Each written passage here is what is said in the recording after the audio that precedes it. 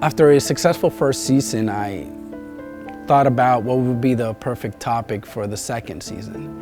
I had so many different avenues that I could have gone to, but I always thought about also the organization we want to work with. Because this is not just about telling stories, but also raising awareness of the organizations that are in the front line helping the cause, to fight against human trafficking, to fight against hunger, to fight against mental health, and so on. And so I had a few options of where to go.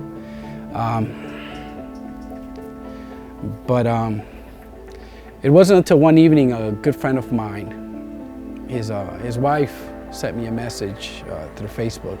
And her and I really don't communicate that way. It was only him and I who had that friendship, but she asked me to give her a call. And I thought the worst. I thought that my friend Robert had gone back to jail, because that's actually where we met, and we became really good friends. And so when I called her, I asked her what was going on. And that's when she told me that Robert took his own life. That he decided to end it, to leave this earth. He couldn't take life anymore. He got a gun, went to the backyard while his family was inside, and just said goodbye. And it was tough for me to receive that news, because this is a man that in prison, when we were together, we prayed, we read the Bible, we evangelized to others. We would, sharpen each other's understanding of the beauty of the gospel. And when we both came out, we both shined in our own ways, still going through up and downs, but still strong in the Christian faith. And every single time I would talk to him, he would encourage me to read more, to pray more, because that's what he would do. This was a guy that would wake up at 5 o'clock in the morning to read and pray. So it was a devotion that he had that I didn't have at that time.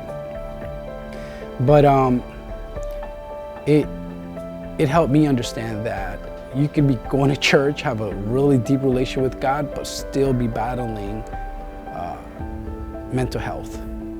And he lost that battle, but because of the faith that we have in Christ, I know that Jesus won the war for him. So while his wife and kids are suffering, and especially his mom, I know that their hope and faith is that Christ, number one, has given the opportunity to be with him in eternity. And two, the family is dealing with that loss and with that grief and that mourning, in the hope that Jesus will comfort them until he comes back. So when he went through that, I felt compelled that I had to do season 2 on mental health. And I reached out to an organization that has helped me in a few ways, and other people that I care about, and that was Wellsprings Miami Counseling Counseling Center.